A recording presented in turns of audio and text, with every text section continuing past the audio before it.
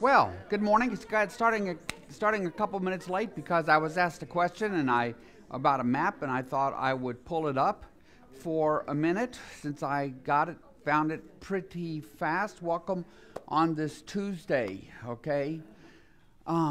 So, all right. First, Charles asked me about the West Bank, about where the West Bank is. So I have this map which basically overlays modern country lines over the world as it was in Jesus' day. That's what this map is. It's the best I can do right on the spot. But I can explain to you, first of all, what Charles asked me, which is where's the West Bank? So here is Tel Aviv and Ashdod down here, okay? There's Tel Aviv, I think, right there, if I'm reading it correctly. That's where the airport is. That's where the Ben Gurion Airport is. This is Jerusalem right, gosh, I can't even see the thing. Okay, this is Jerusalem right down here. So if you're going to fly into Israel and drive from the airport to Jerusalem, you make a trip basically southeastward. Now, Jerusalem sits on the border between Israel and what is known as the West Bank. And this line here, that little line I'm tracing, the area on the east side of it is the West Bank. There are three different levels of control between that Israel has over this area, but in it you find Bethlehem and some other places that Christians often go to. And the way it works is when you come up to the West Bank, you end up changing guides from Jewish guides to Palestinian guides, and then crossing the checkpoints through the wall to go into the West Bank because it is Palestinian. Now, we have had both Muslim Palestinian guides and Christian Palestinian guides. When a shop we always visit is in Bethlehem, and it is owned and run by Palestinian Christians. So, you know, the map of Christians and Jews and Palestinians is more complicated than we think. Up in the north, that is Galilee. That's where Nazareth and the Sea of Galilee is and all of that. This area on the eastern side, I'm stepping closer just so I can see it. Okay.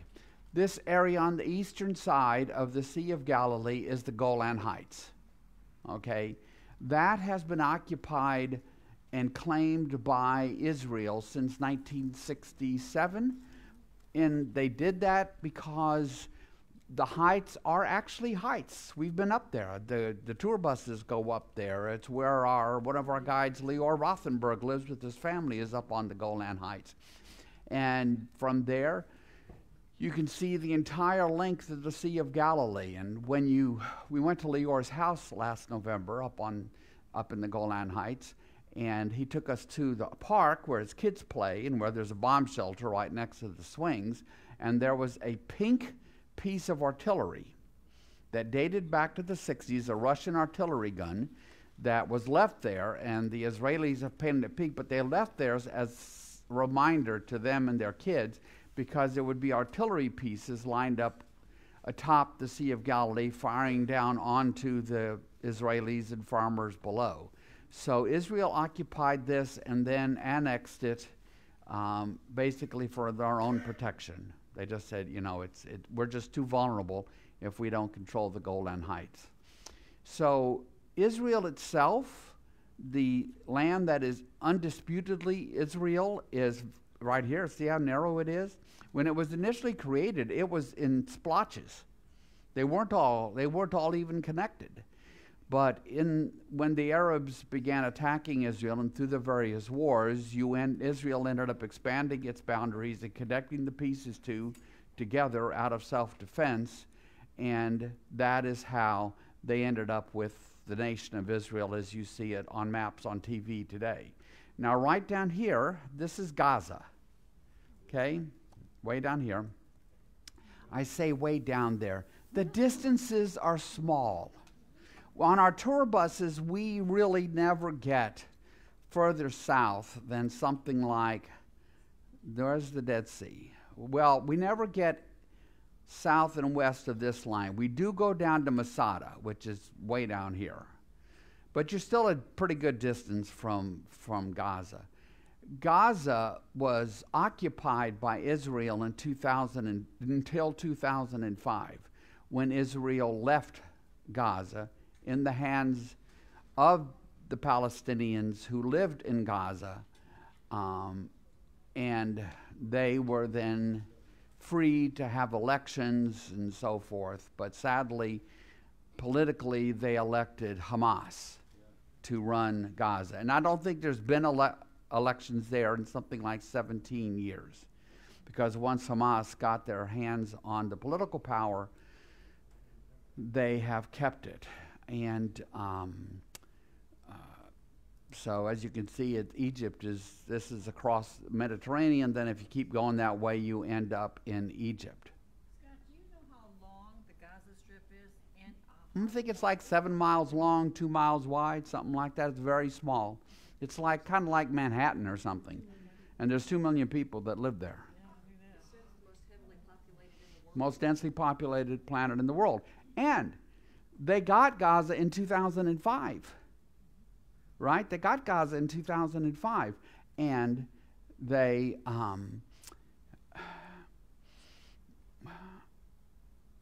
what have they built?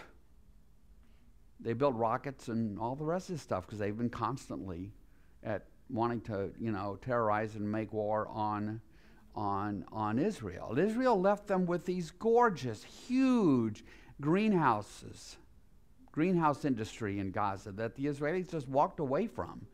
Cost millions. That was quickly ignored and became nothing, just refuse.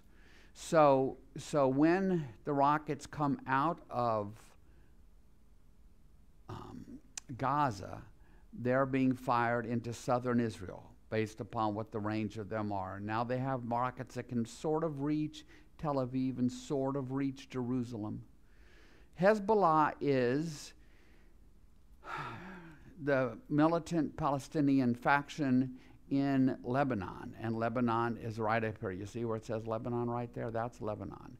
So it is on Israel's northern border. So if they got involved, they have much more capability than Hamas has, including large numbers of rockets, and they can reach all of northern Israel with their rockets and missiles. So anyway, that's what Charles asked me about. So anything else? Yes, Scott. Wait, one second. Andy? Is the West Bank part of Israel or not? Not really. It's under the control of the Palestinian Authority, but security is provided by Israel.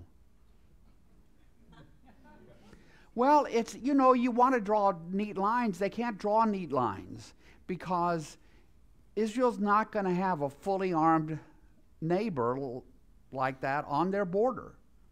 How could they? Because they're Hezbollah, Hamas, Iran, they're all dedicated to the destruction of Israel and death of all Jews. So every decision gets run through that filter. And it's very complicated. I have had the tour guides that are trying to explain to me Area A, Area B, Area C. We're leaving Area C. We're going into Area B. And we're in... And it's just, wow. It's very confusing as to who does what. If you go up onto the Temple Mount in Israel, that is run by Palestinian police. But Israeli police have gone up there because of trouble. So it's just it's not nice and neat at all. And if you're an Israeli today dealing with what's coming out of Hamas, what you fear is that there would be a Palestinian uprising in the West Bank, which there was one called the Intifada about 20 years ago. more than 20 years ago, because it ended after a few years. But there's a lot of Palestinians who live here. That's controlled by, you've heard people talk about the Palestinian Authority or Fatah. They are the ones who run the West Bank. The Hamas runs this. Lebanon, I guess, has elected politicians, but Hezbollah is the big Palestinian faction supported by Iran, just as Hamas is supported by Iran. Okay, Gary? Find Haifa and Nazareth. Nazareth is up here in the north? Okay, now put your light right between Haifa and Nazareth. Between Haifa and Nazareth? Okay. Okay, so Haifa's right here. Nazareth is right now, so it's right there. That's where Gary's daughter lives, right? Yes, in a village called Bir al-Bashura. Sure. So right now, the Hamas rockets are not getting up there. Okay, they can't reach that far. But Hezbollah rockets certainly can. Hezbollah has better rockets, better missiles. Guided missiles. Yeah, than Hamas has. The geography is so compact, as I've explained in my classes. You can get from the north of Israel down to basically here, down to Gaza, and from west to east in a space between Denton and Waxahachie, downtown Fort Worth, and Grand Prairie. It's very, very small. It's very compact. We were there in 2011. The ship docked in Haifa, and it was supposed to move overnight to Ashdod, so we could make the drive to Jerusalem. But there were a few rockets falling, and they did not move the ship. So we got on buses in Haifa, and we drove down to Jerusalem, had a very good day. We lost some time because it was a longer bus ride, but we had a really good day because the area is so compact in size. It's not like it's a disaster to have to visit Jerusalem if your ship is docked in Haifa. You just don't get as much time in Jerusalem. Yes? First, we were on, this 2007, and we were on the first ship to dock in Israel after the Intifada. After the Intifada, I think it started in 1999 and went on for 3 or 4 years. Then the cruise companies began to build up the bravery to put their billion-dollar ships there, And so ours was the first in 2007. And we've been in 07, 11, 14, 16, 18, and 22. And we have plans and a big group of people planning to go there next spring. Now, how many of you have heard of Church of the Resurrection and Adam Hamilton? You might have read some of his books or something. He's the senior pastor up at Church of the Resurrection. It's the largest Methodist church in America. Yeah. In Kansas City, it's huge. Adam Hamilton and 450 people from his church are on a ship. I bet you it's a celebrity ship with the same itinerary as ours will be. They were supposed to dock in Israel on Sunday. Of course, that didn't happen. Right? Yeah. And then they were going to go to Egypt. And of course, the cruise lines are not willing to dock in Egypt now because of the killing there, the terrorist attack. And I don't know that they'll even go to Ephesus because Turkey seems to be siding with their Palestinian brothers, as they put it. So, anyway, other questions? Yes, Charles. Thank you very much. I appreciate that. Yes? I could not make sense of the CNN map I was looking at in figuring out where the West Bank was. Well, they should take time to teach a little bit more on there rather than just opine about this and that stuff over and over.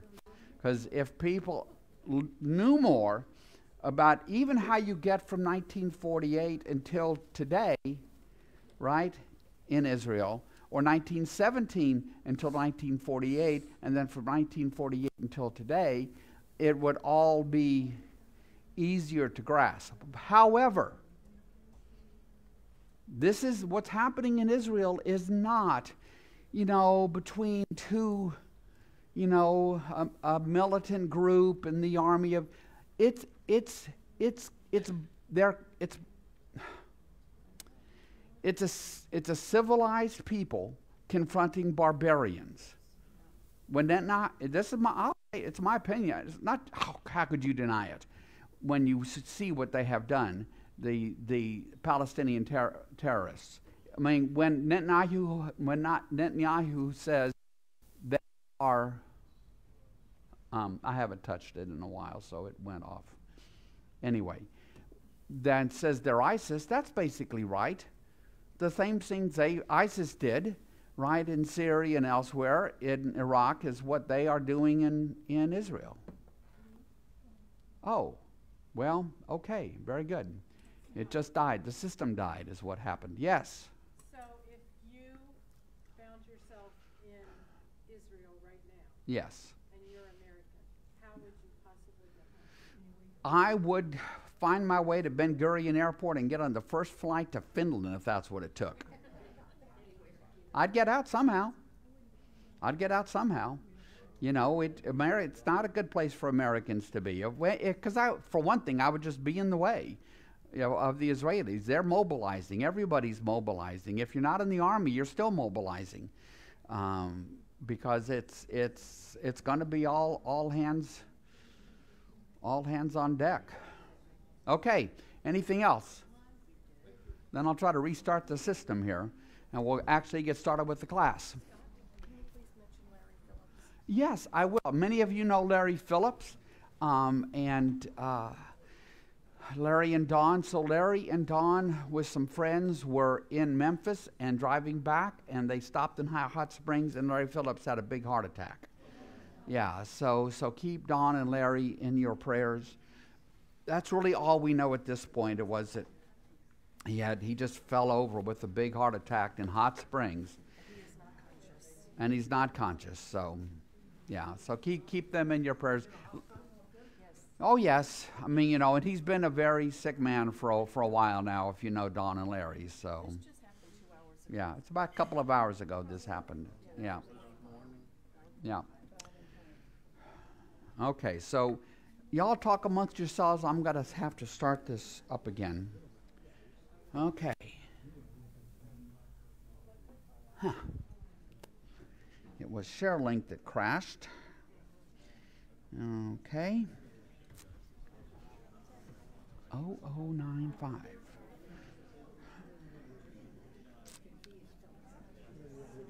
$12.20.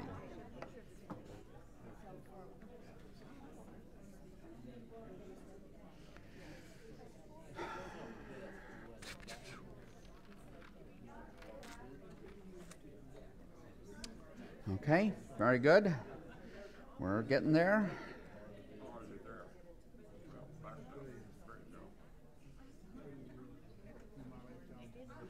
Nope, don't want that.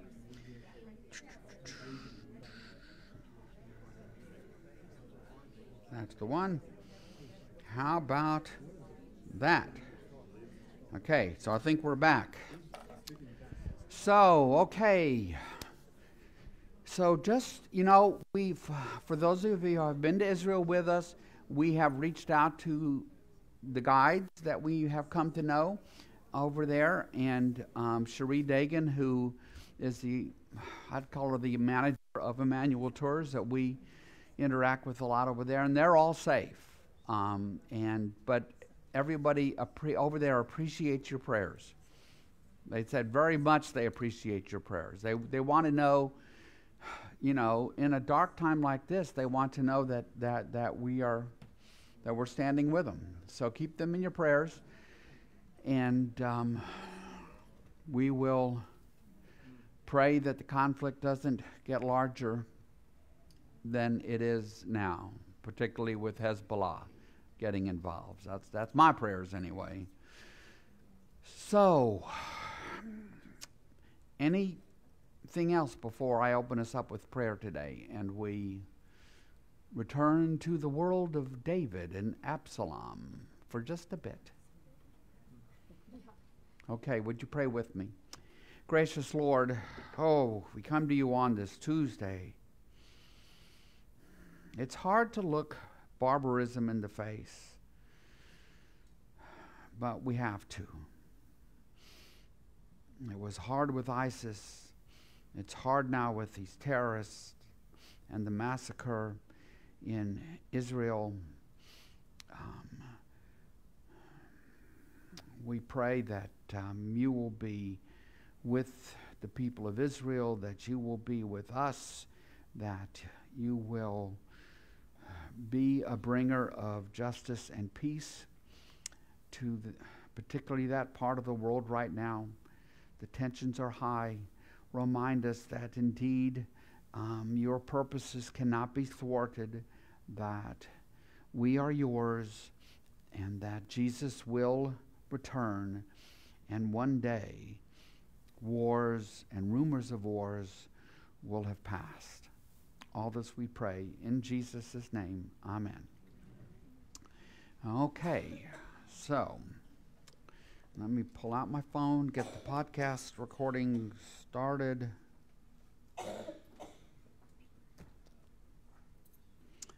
Okay, so on this Tuesday, which is October 10th, we are at, and y'all can correct me if I'm wrong, I think we are in chapter 16. Basically, we got really to the end of that, very close to the end of chapter 16. True? Yeah. So where we are is David is now gone. He has met certain people as he was leaving, and I told you that you needed to remember those names because David will meet some of them when he returns. And we've met some other people like Ahithophel. Ahithophel is the man who was one of David's counselors, but left David's side in this and went over to Absalom, and is going to provide counsel to Absalom. And with David, Ahithophel had a very high batting average, I think is a way to put it, in terms of how his advice worked out for David. But David sent a man back. He didn't send Ahithophel back. That was his choice. But he sent Hushai back, who was also a trusted advisor of David's, to basically confound the advice that Ahithophel was going to give Absalom. And in addition, David prayed to God that God would cause Ahithophel to give bad advice to Absalom. So though David is leaving in great sadness, and it's very poignant, and we see what I had called last week the good David returning in some of his encounters on the way out of Jerusalem, he's still a practical man. He is the king. He does want his throne back. And he has sent 2 young men, sons of the priest Zadok, to go there so that they could be sort of informants for him and leave the city and come and report on things. He put Hushai there to work against the advice of Ahithophel.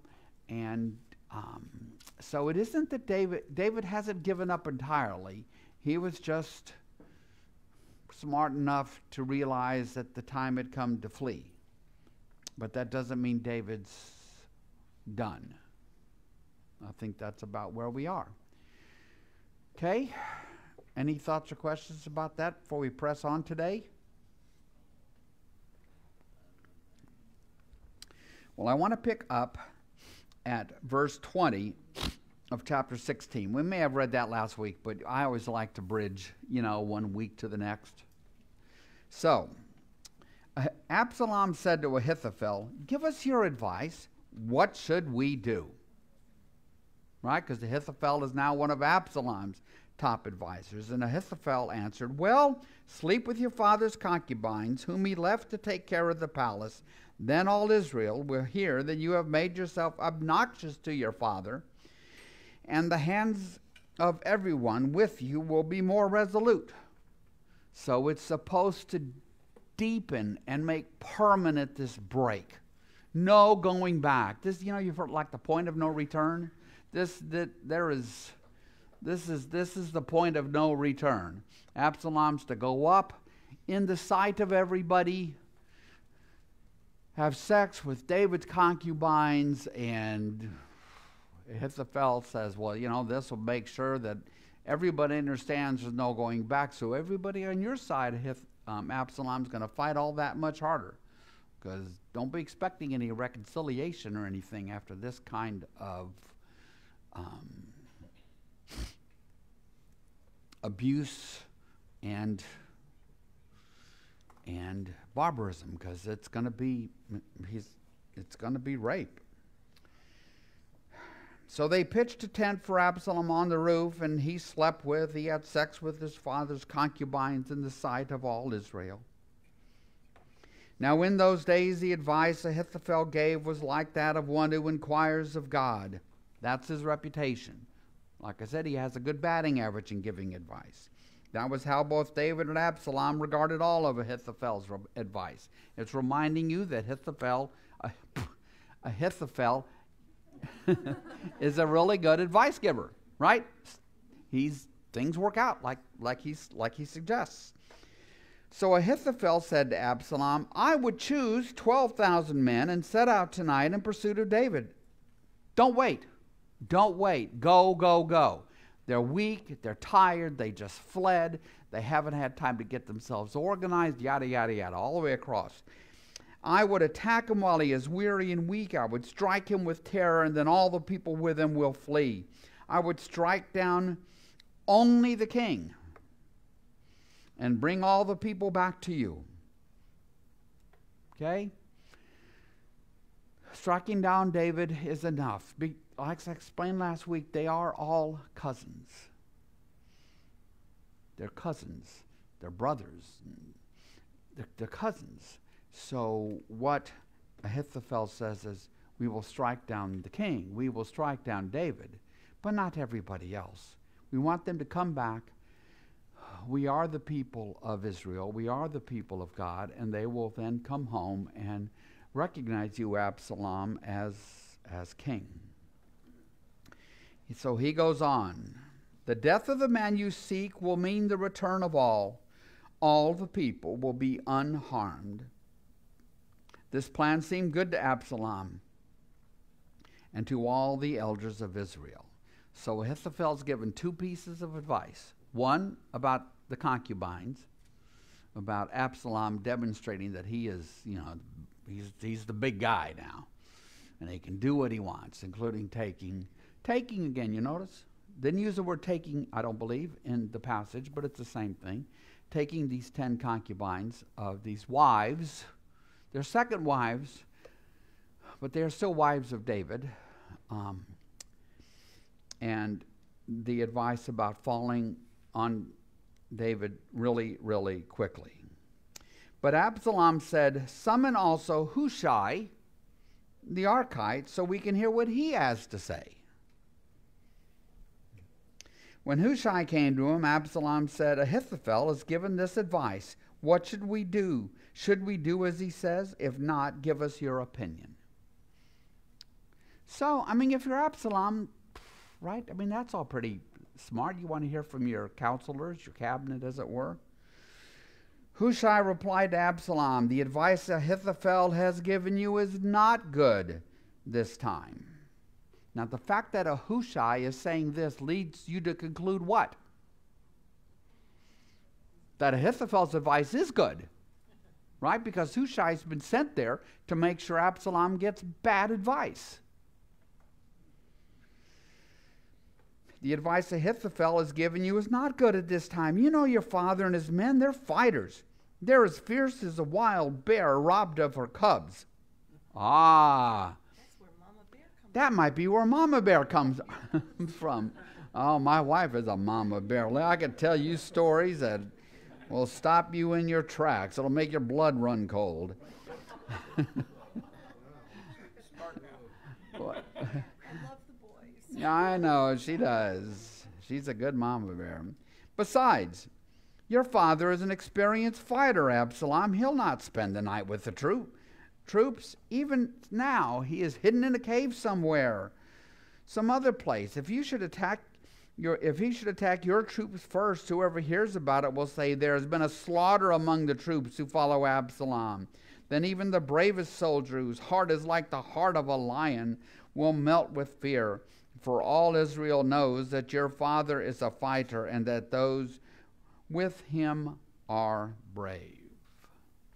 So he basically says to Absalom, well, I mean, you're thinking you're going to go swoop in and grab David or just kill David? David's not hanging out there with all the troops. You know, he's back somewhere safe. He's sleeping in the cave. Right? And if it turned out that his soldiers fell on your soldiers and it didn't go well for a while, well, that'll be the end of it. That'll be a disaster. So, Hushai says, I advise you, let all Israel, from Dan to Beersheba, that is from the north to the south. Dan is way up in the north. That's the tribe of Dan. Beersheba is not even on the map. It's right down at the bottom. So Dan is like the northern border, and Beersheba is like the southern border. Okay? So I advise you, let all Israel, from Dan to Beersheba, as numerous as the sand on the seashore, be gathered to you, with you yourself leading them into battle. Okay, so this is going to be a big project, calling up all the men, assembling the men, getting them organized into units and commanders, the tribes sending those they're willing to send, and then getting yourself set. How long would that take? A month? 2 months? Whatever it is, that's the advice Hushai gives. Then we will attack him wherever he may be found, and we will fall on him as dew settles on the ground. Neither he nor any of his men will still be alive. If he withdraws into a city, then all Israel will bring ropes to that city, and we will drag it down to the valley until not so much as a pebble is left. Because you got to pull down the city walls somehow. You got to get into the city. So Ahithophel argues, nope, we need a quick go get him right now. Right now. The iron is hot. The time is right. Hushai says, no, let's get ourselves organized here. Let's not fly off the handle here. Just get ourselves organized. We'll assemble this big army, and we will get him, regardless of where he is or where he goes. So Absalom and all the men of Israel said, the advice of Hushai the Archite is better than that of Ahithophel. Aha. For the Lord had determined to frustrate the good advice of Ahithophel, in order to bring disaster on Absalom. So the perspective of the writer here is that, all right, God heard David's prayer. And God says, yes, okay. So Absalom is not listening to Ahithophel. Instead, he's listening to David's secret agent. Okay? His secret agent man. You remember that song from like the 60s? Am I the only one that thought it was a secret Asian man? Listen to it next time. I'm sorry. Secret Asian man. Well, okay. All right. So do you see that? You see what God is doing here. God is determining, right, that David is going to get the throne back, and Absalom will not be successful. Hushai told Zadok and Abiathar the priests, these are the two guys who went back into Jerusalem to be informants and carry communications to David, right? Ahithophel has advised Absalom and the elders of Israel to do such and such. In English, that would be yada yada. But I have advised them to do so and so, yada yada. Now send a message at once and tell. Isn't it interesting? Because so often in it's very repetitive, right? And because it's an oral culture, and you can't turn back a page. If somebody's telling you a story, you can't say, "Hey, turn back a page, please. I lost." No, you can't do that. So, because it begins as oral storytelling, it can be very repetitive. In this case, no. He doesn't bother repeating the advice.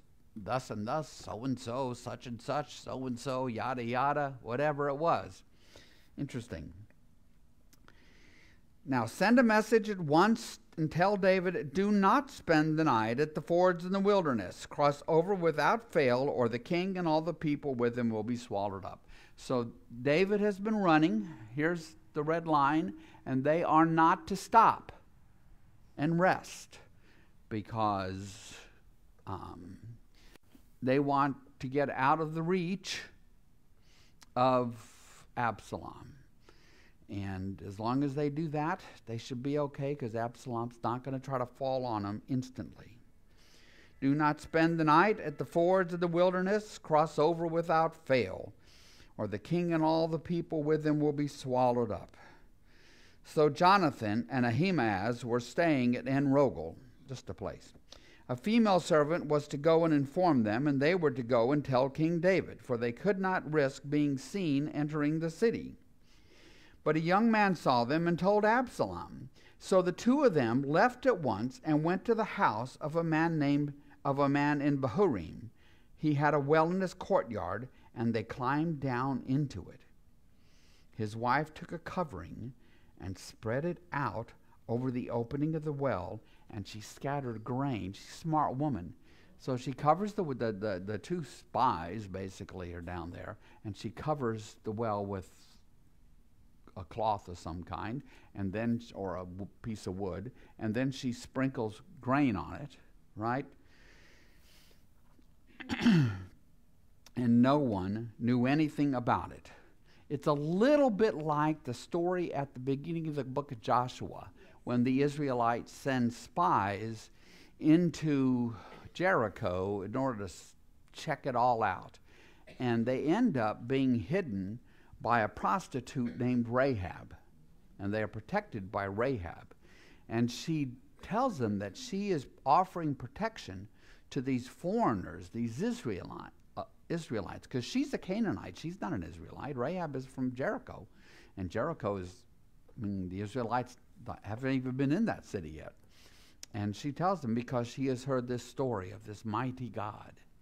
And she's remembered in Jewish lore as marrying Joshua, all so beautiful, and all this other things. And she, Rahab, is in the genealogy of Jesus at the beginning of Matthew's gospel. This woman who does this for David in terms of protecting his spies, well, she's not named, but she's an important figure in this because these young men, that's why I see them being young men, are important to David in terms of David knowing actually what's going on. When Absalom's men came to the woman at the house, they asked, "Where are Ahimaaz and Jonathan?" And the woman answered them, "They crossed over the brook." So she even lies for them, just like Rahab does. The men searched but found no one, so they gave up and returned to Jerusalem. The game started at 3 p.m., so yeah, right? Men. So after they had gone, the two young men climbed out of the well and went on to inform King David of what they knew. So they said to him, "Set out and cross the river at once. Ahithophel has advised such and such against you." So David and all the people with him set out and crossed the Jordan. By daybreak, no one was left who had not crossed the Jordan. When Ahithophel saw that his advice had not been followed, that's Ahithophel, he now realizes that Hushai had undermined him and given different advice to David. Right? So they're not going to rush out of the city. The young men, I don't think, understand this. Right? All they know is what Ahithophel told Absalom. But when Ahithophel finds out that his advice has not been followed, he takes it hard. He saddled his donkey and he set out for his house in his hometown. He put his house in order and then hanged himself. Can you imagine if everybody in the presidential cabinet hanged themselves when their advice wasn't followed? I mean, that's a pretty... Hey, I mean, really, that's a pretty drastic response to your advice not being followed. You know, maybe he senses that God is with David and God is not with Absalom, and that he has backed the wrong horse. He has backed the wrong horse. And he sees in that his own doom. His own doom. And so he just decides, well, I'll take matters into my own hands here. And so he hangs himself. Wow. After getting his house in order. At least he was polite and helpful about it, right? So he died, and he was buried in his father's tomb, which would be the practice. Wow. Wow. Okay? So, any thoughts or questions to this point? Ahithophel. Did y'all practice pronouncing Ahithophel during the week? Really? Ahithophel. Yeah. It's kind of a challenge. Mona. My study Bible says Ahithophel was convinced that the rebellion would fail and that he would be found guilty of treason as a co-conspirator. Right. He sees his own doom. This is not going to go well now. And so he'll just take... The grandfather of Bathsheba? Or Maybe. I mean, I will admit I get lost in the names sometimes, but yeah, I think you might be right. You could find that out for us, Mona. I will. I'm like 99% sure. 99% sure. Okay. So you're 99% sure. Well, I trust you. So she's 99% sure that Ahithophel is the grandfather of Bathsheba. So he would know about the inner workings, and I just think for whatever reason, he chose the wrong side. Perhaps he resents deeply what David did to Bathsheba. Well, she's got to be on the run with David, because all of David's, household is on the run. So she's been on the run, but we haven't heard her name mentioned in a while. Right? Because what's the focus been on? Absalom, Amnon, David.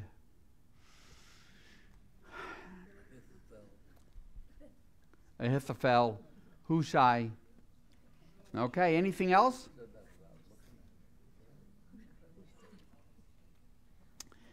All right, so David went to Mahanaim, and Absalom crossed the Jordan, Mahanaim. See, so this map maker sort of traces the path up until where Mahanaim likely was, right? So David has gone up in the Jordan River Valley, following along in the Jordan River Valley and stopping on the eastern side.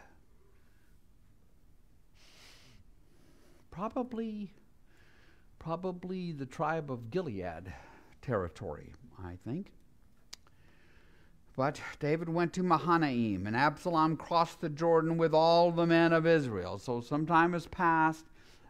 This is kind of like feudal Europe or something, to where the king would call up men from the various lords and sublords to the king in feudal Europe, medieval Europe. This is what the king is doing. He's calling up men from the tribes. They all have to come. They have to gather. They get organized. And off they go after David. Absalom had appointed Amasa over the army in place of Joab, because Joab's with David. Joab did not change sides. Amasa was the son of Jether, an Ishmaelite. You know who Ishmaelites are? Descendants of Ishmael. Who was from the family of Ishmael? Ishmael was the first son born to Abraham. Remember way back in Genesis. Abraham has been told he's going to have a family and descendants more numerous as stars, but the guy is old as dirt, and his wife is just about as old. And she laughs at the prospect, he laughs at the prospect of Sarah ever bearing a child. And so Sarah comes up with this scheme where she sends in a servant girl named Hagar to get pregnant by Abraham. And that child, that first son of Abraham, born to Hagar, is Ishmael. Well, as soon as that child is born, guess who starts acting all uppity-like, as far as Sarah's concerned? Hagar, this Egyptian servant girl, Egyptian slave girl, basically. And so at the end of the, so Sarah ends up eventually getting rid of Hagar and Ishmael, and they go off, and they are seen as the forebears of Muslims. Yes, yes. So in the Arabian Peninsula of Muhammad, the Arabs saw themselves as the descendants of Abraham and Hagar via Ishmael, not Abraham and Sarah via Jacob, because those are the Israelites.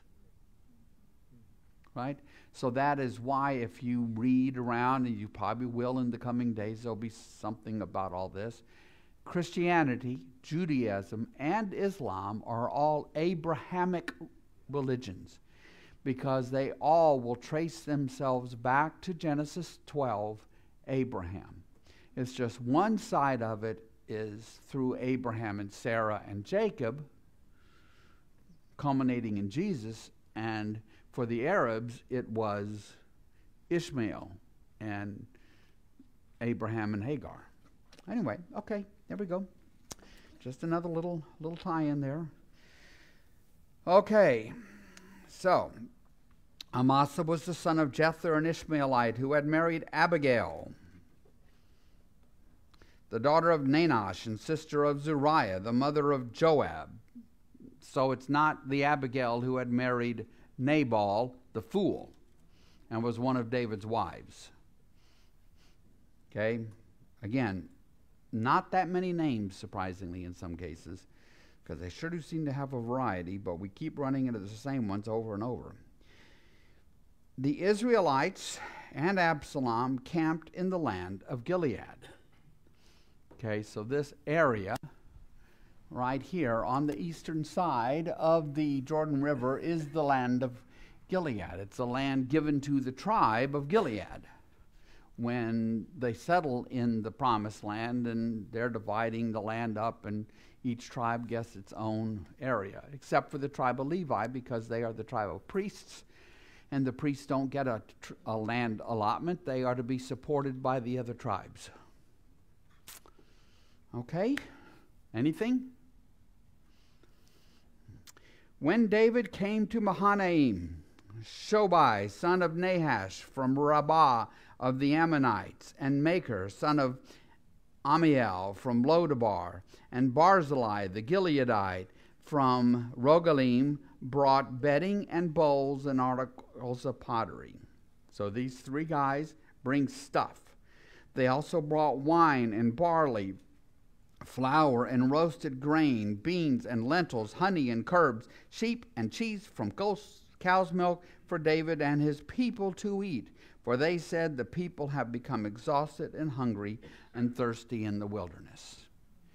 So, you take a group this size like David has with him, they have to eat, drink, all the rest of it. So these three men are immortalized in the book of Samuel as being those who helped to provide for David and his household who have fled. Okay? Now, David mustered the men who were with him and appointed over them commanders of thousands and commanders of hundreds. So David has a large group with him. There's a large group of Israelite fighters that are still with David, and he gets them organized.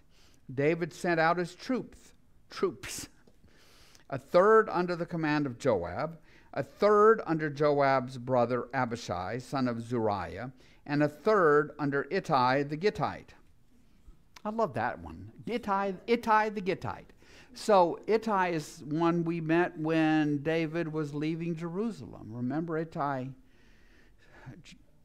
He met Ittai and he said, you haven't been with us that long. Go back. This is not your fight. Ittai said, yeah, it is my fight, and you are my king. And now he is the commander of a third of the troops. The king told the troops, I myself will surely march out with you, as opposed to what Ahithophel told, as opposed to what Hushai told Absalom. But the men said, you must not go out. If we are forced to flee, they won't care about us. Even if half of us die, they won't care. But you are worth 10,000 of us. It would be better now for you to give us support from the city. So the men say to David, I know that you want to come. But no, you can't. You can't. That would be foolishness. This fight is about you, David. And you need to stay in the city, and we'll go out and we'll fight. We will march. You stay in the city and we'll keep you up to date. Okay? So the king says, I will do whatever seems best to you. So the king stood beside the gate while all his men marched out in units of hundreds and of thousands. The king commanded Joab, Abishai, and Ittai, quote, this is important. Be gentle with the young man Absalom for my sake. This is no ordinary war. This is no ordinary fighting. This is a civil war. This is between a father and a son. Be gentle with my son Absalom.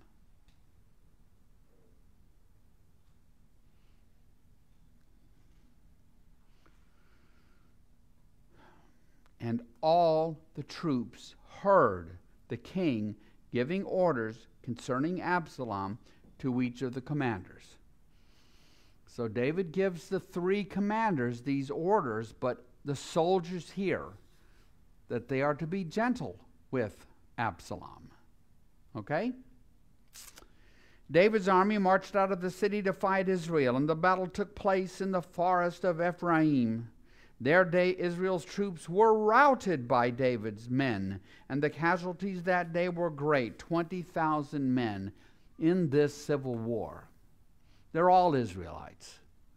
It's like America's Civil War. It's the most casualties and deaths of any war we've been in. Why? Because everybody who fought and died was an American of some kind, right? It was all in the family, brother against brother, cousin against cousin.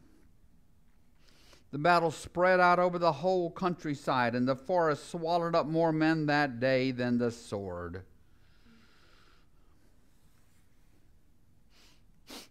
There are a lot of reasons people die in battle. That isn't all just because they die at the end of a sword or struck by a bullet today. There are lots of reasons. Illness, injury. This is tough terrain. There's tough terrain in Israel. Our friend Leor always wanted us to come back and take basically a walking camping tour of Israel with him. You know, we would camp and sleep in tents and build little fires, and I dare say we did not do that. We asked him if there was a way to bring a margarita machine with us. He said, no, Scott, no, but it's wonderful, it's wonderful. I said, well, what? And my curling iron. And Patty's curling iron. So, yeah, we haven't done that. I said, you should have caught me when I was a younger man. Okay. Now, verse 9. Now, Absalom happened to meet David's men.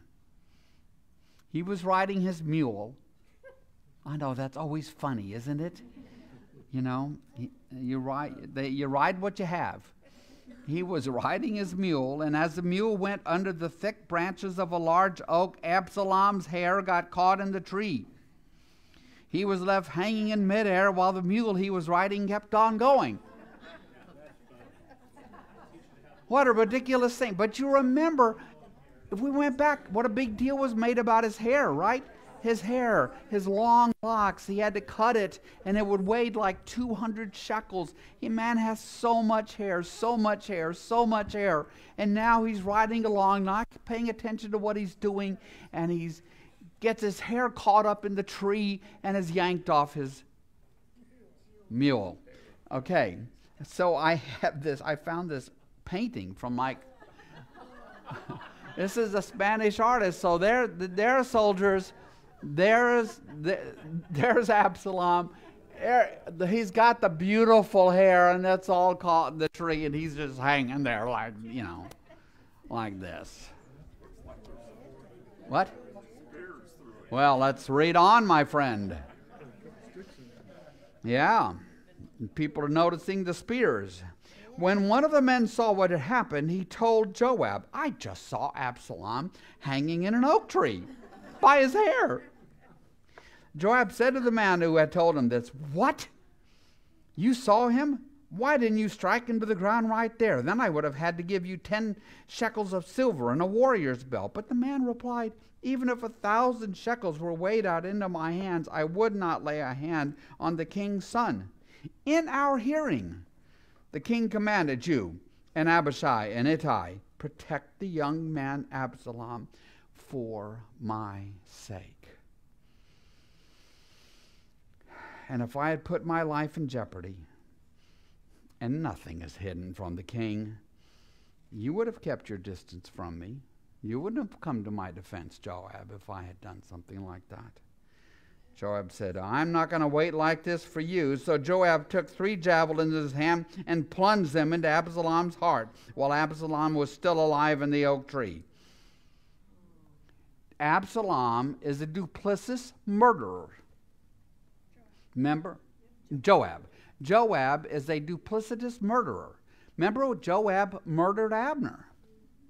Come back, Abner. We're going to sit down and smoke a peace pipe and have a little talk and everything. And then Abner came back and Joab is not to be trusted.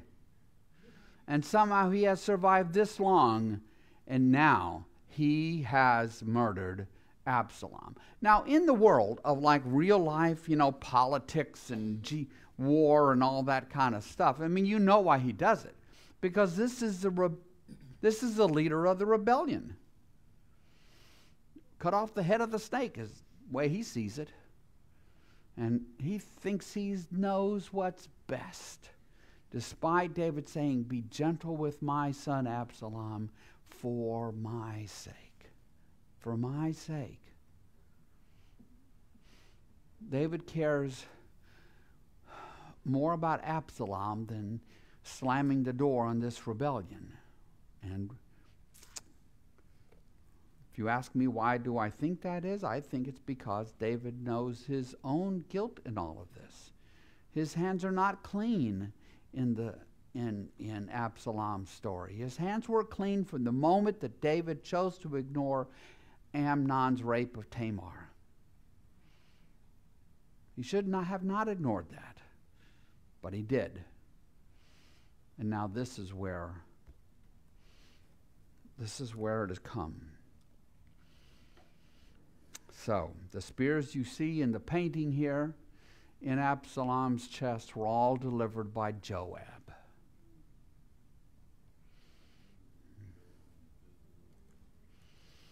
Then Joab sounded the trumpet, and the troops stopped pursuing Israel, for Joab halted them. They took Absalom, and they threw him into a big pit in the forest, and piled up a large heap of rocks over him. Meanwhile, all the Israelites fled to their homes. So what's happened, do you think? They're not going to take Joab's not going to allow him to take Absalom's body down from the tree and take it back. Why? Why won't Joab do that? Why won't Joab take Absalom's body home? Because it'll be obvious what happened. And so they take his body down. Joab says, build this big pit. We'll throw him in it. We'll cover it with rocks.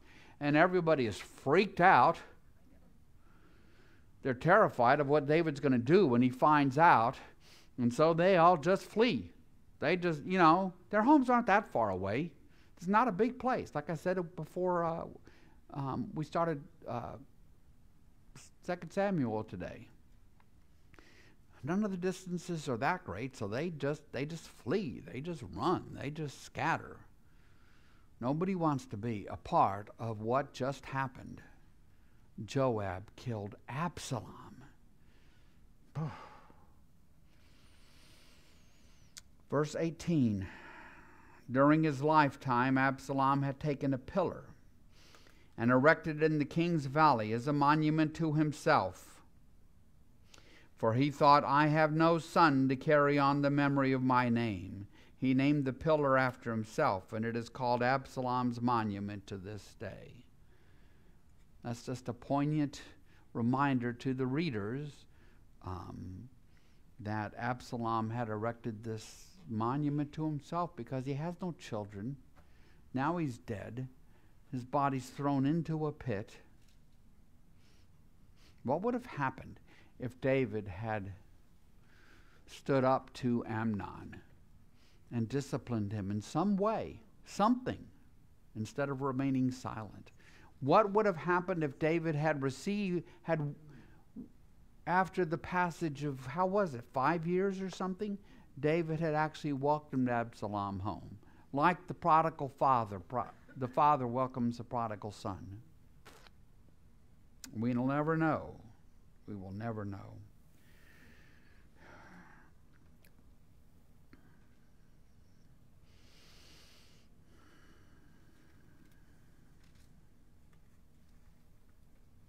Now Ahimaaz, son of Zadok, said, Let me run and take the news to the king that Yahweh has vindicated him by delivering him from the hand of his enemies.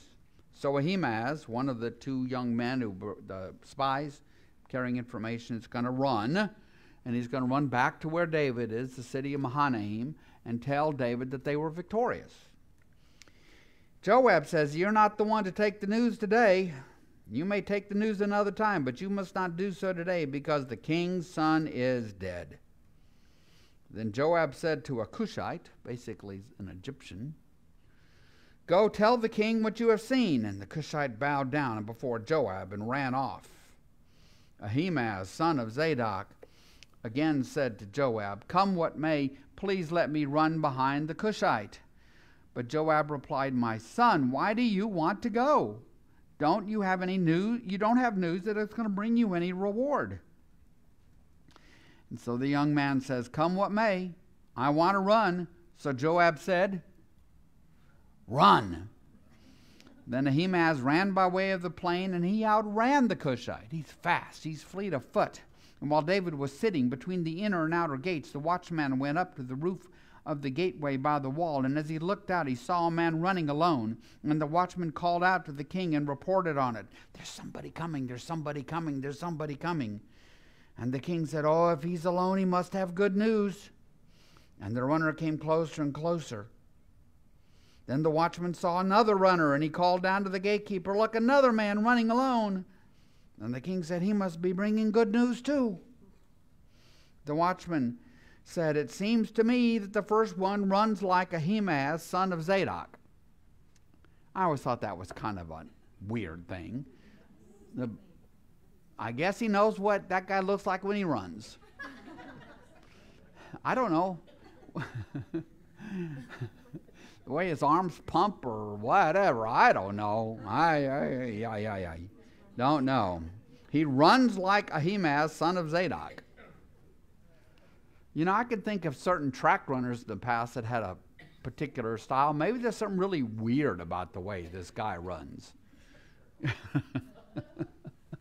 Don't know. He's a good man, said the king. He comes with good news. Because he's been serving David this whole time, right? So then Ahimaaz called out to the king, All is well. And he bowed down before the king with his face to the ground and said, Praise be to Yahweh your God. He has delivered up those who lifted their hands against my lord the king. And the king asked, What's his question? He doesn't care about that. Not in his deepest part of his heart. Is the young man Absalom safe?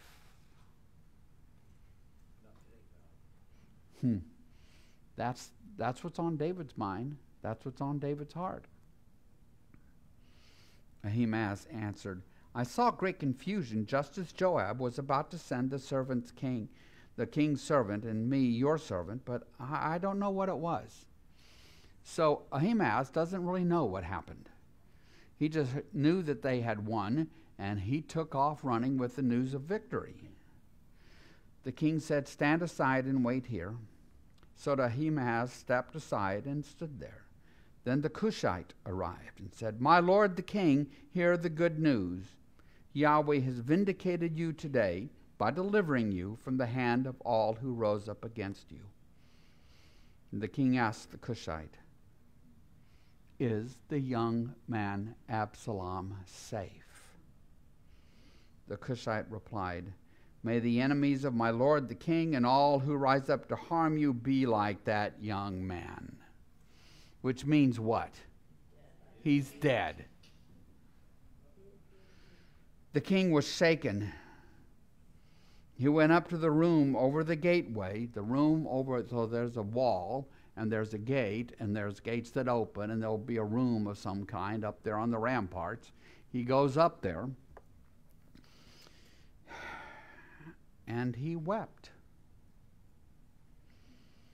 And as he went, he said very famously, this is one of the most famous lines in the Hebrew Bible, I think particularly made popularized by Faulkner, right? "Oh, my son Absalom, my son Absalom, if only I had died instead of you. Oh, Absalom, my son, my son." I believe it was Faulkner who wrote a novel, Oh, Absalom, Oh, Absalom. I could be wrong. I didn't look it up. Not this time. Okay. "If only I had died instead of you, O Absalom, my son, my son." Wow. It's all he cares about. It's all he cares about. They won. The men fought. Men died. Men died fighting for David. He's just not interested in that.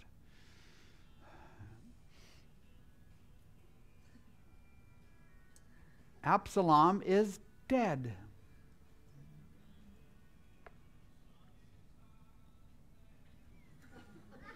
I love country music, so really it's okay with me.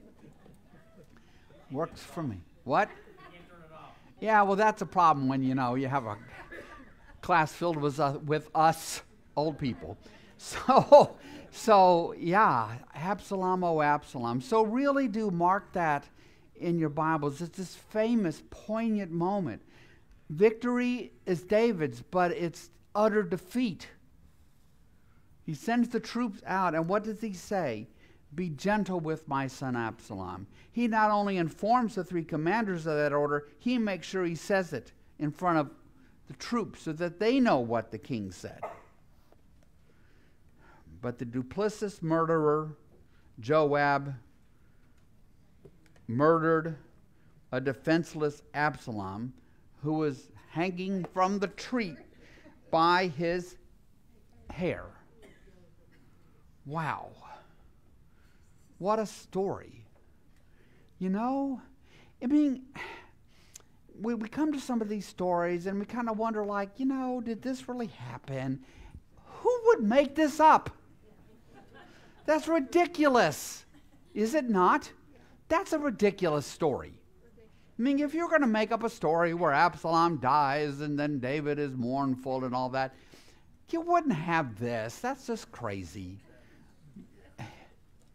Hence, it's true. This is it. And it gives us a lot of insight, I think, to David's heart at this moment and his grief. And when we come back next week, we will see that David's... Okay, this is something I guess we'll talk about next week. Have you ever known people whose grief was so intense it crossed over to being inappropriate and disrespectful of others. Or not, well, I don't know, but we'll see about David's grief in this. And for my money, David's grief is bound up with his own guilt in this expanding cyclone of grief over the death of Absalom. So You were right about Faulkner, it is Faulkner. Oh Absalom's the name of the novel, right? set in Civil War time. Set in Civil War times, which is right. That would be appropriate because Civil War, American Civil War, is brothers against brothers, cousins, all that kind of stuff. A tale too often told, very sad. And this is the same thing. This is in the history of Israel in the Bible, and this is back in the days of Samuel and David and the kings and their stuff. There was civil war, and it was all in the family. They were all cousins. Yes. You know, I like the way the artist of this painting stuck to the scripture, because there's the mule. He's got two spears in him, and Joab's about to throw the third. Yes. I like that. I like that. You know, couple of things that the artist might not have known. This, my friend, is not a mule. Okay? And this kind of armor, I doubt that any of them had armor like that, right? At this time in Israel's history. But you are right. The artist took the time to actually read the story, right? And he captures, notice the hair it's got this reddish hair, and it's just so beautiful. Notice how the hair matches his mule. This is not a mule either, right? But anyway, you know, it's just artistically, yeah. It's a Spanish painter from maybe 200 years ago. I forget his name. He painted this. It's a famous moment in Scripture, the death of Absalom, and then the "O Absalom," David's poignant cry of grief. Okay. What's that? I said, that is a mule. Yes, it is. Is it a mule? Okay, that is a mule. I need to learn my horse flesh. I'm not going to argue with Pat. How about this one? That's a horse. Okay, we'll settle this after class. Yes. I'm just going to say that Absalom made a big mistake by riding that mule. Yes. Because any old West Texas cowboy can tell you if he's riding a horse, the horse would have run under that low rock, turn left or turn right. Mule's going to run straight in. Okay, another good lesson. This is great.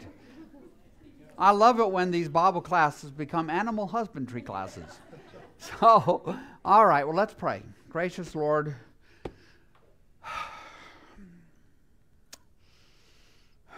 these are some stories.